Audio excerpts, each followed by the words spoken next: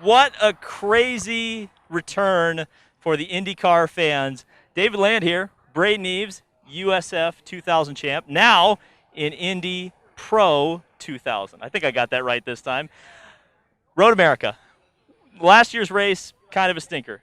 This year's race, not so much. We might have thought it was going to be a stinker, and maybe some of you will say it's a stinker because Scott Dixon, 3 wins to start the season. I've been trying to think about this, Braden.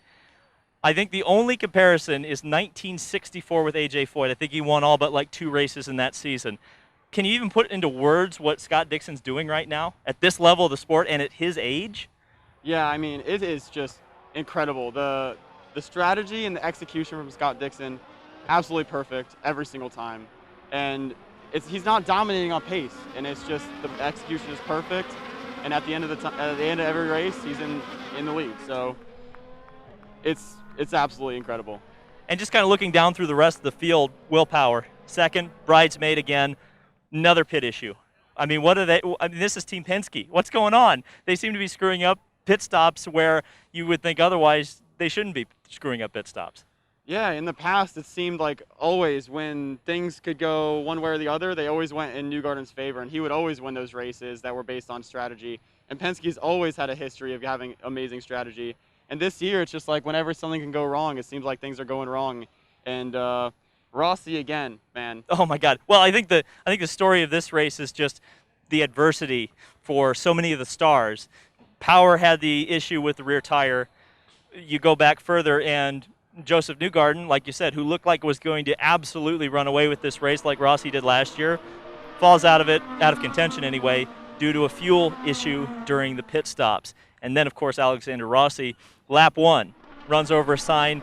That essentially eliminates him from the race, later makes contact with Max Chilton. For a driver who was that strong last year, I mean, what is that like? I mean, did you ever experience anything like that where you had a really terrible season after a really great season?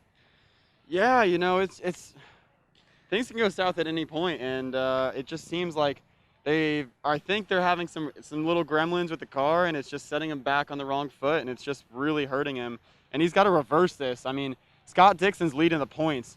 What is it, 60 points? It's over 60 points. 2 full race wins over everyone. Yeah. I mean, it's going to be hard to catch up, and as long as he just keeps in form, and he doesn't have to win every race, but as long as he just keeps getting podiums and top 5s, man, it's going to be hard to beat him in the championship.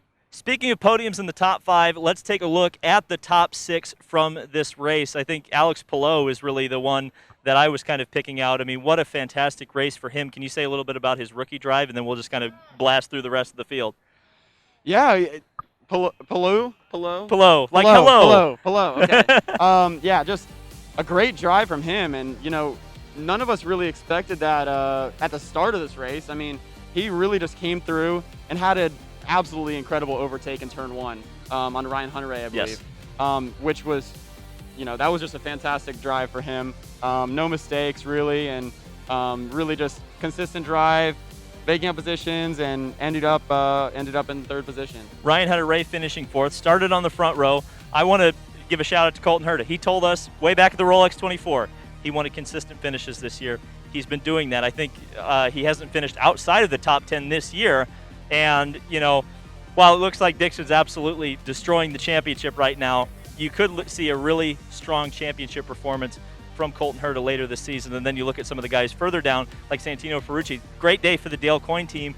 We kind of wrote them off a little bit because of the fact that Scott Dixon has been so good this year, with Michael Cannon moving away from Dale Coyne Racing on to Chip Ganassi Racing. Next day, tomorrow, we've been talking about a lot. In fact, you and I today off air, the cooling in the cockpit temperatures. How difficult is it going to be for these drivers? It's a full-length race tomorrow. They've done 55 laps today, 55 laps tomorrow. Some of the drivers, like Connor Daly, they have the rear end completely ripped off of their car. They've had a big crash. How physically demanding is tomorrow's race going to be? Yeah, it's going to be tough, and especially on the drivers next, you know. You have all this time during quarantine and the coronavirus pandemic, and you have all this time where these drivers aren't in the seat, and their necks are just fatiguing, and they're trying to do everything they can in the gym to keep it, but nothing matches what the experience of having that weight of that helmet and all the G's around the corners for 2 hours straight. So it's going to be interesting. I think the drivers are definitely going to be fatigued tomorrow. But man, Scott Dixon, one of the fittest drivers in the series too. And just to kind of play off of that, this is not a cold day. And tomorrow I'm not expecting it's going to be a cold day either. The brand new aero screen, they're still working on cooling devices. In fact, we were seeing some of those tested today. There was a little snorkel that both Marco Andretti and Simon Pagenaud were using, but none of those improvements are being used. I think the only thing they've really changed is that they're adding a water bottle to the or moving the water bottle into the cockpit to try to cool that so the drivers can get more water. But heat is going to be a major issue. You have an open cockpit race car that you run here. Can you even imagine running what is essentially a closed cockpit car for 110 laps at this track? Yeah, I don't know. It's going to be unbearable for the drivers. I mean, they're going to have to get through it, and that's their job. But it's definitely going to be hot. These guys have to rehydrate, especially after today. They're going to be very dehydrated. I'm sure they're going to be chugging water tonight and trying to get all the hydration back into their bodies. Can anyone beat Dixon tomorrow? I think they can. It's just everything's going perfect, and at a certain point, something's going to go wrong for Dixon. But Gotta pick? I expect to see him on the podium. Got to pick. I'd say Will Power. He was looking really strong in that race. That's an interesting point. You know what? I think Graham Rahal was very fast today.